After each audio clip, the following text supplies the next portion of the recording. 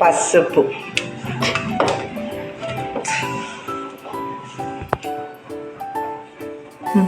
Garam masala,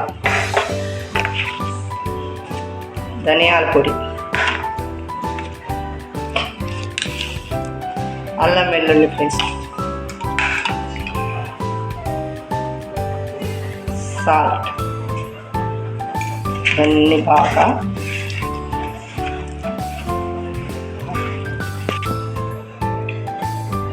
lemon,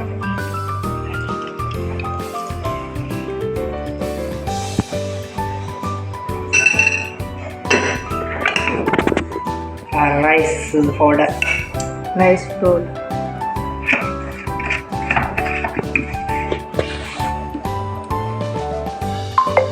oil,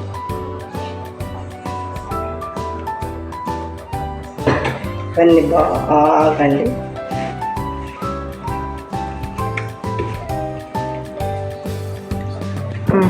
ఇవన్నీ అందాక చూసాను చూడండి. చేప అన్ని ఇంగ్రీడియంట్స్ వేసాను కదండి.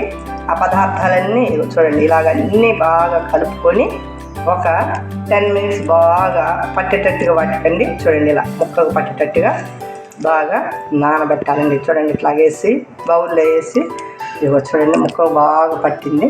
చూడండి ఇది ఫ్రై కండి. చూడండి బాగా చూడండి ఇలా బాగా లోపలికి కూడా పెట్టుకోవాలి. బాగా టేస్టీగా ఉంటుంది. చూడండి ఇలా పెట్టానండి. ఇప్పుడు వీటిని ఆయిల్ వేసి వేస్తాను.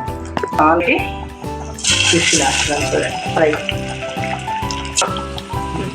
చూడండి ముక్క కొంత బాగా పట్టేసాను. ఇది చూడండి ఈ ముక్క ఇలాగ బాగా పట్టేటట్టుగా నానబెట్టాలి.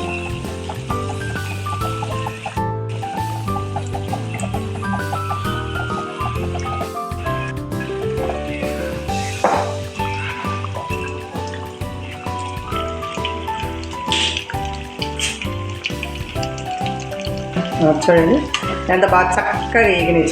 చూడండి ముక్క కూడా చెదరకుండా చక్కగా వేగినాయండి. ఇది చూడండి ముక్క అనేది ఒక్క రవ్వ కూడా చెదరలేదు. చూడండి చక్కగా అది ఉడికించాలి.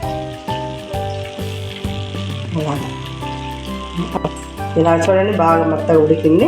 ఉడకంగా ఇట్లా ఉడికింది అనగానే తీసేసేయాలండి. ఫిష్ ఫ్రై అండి.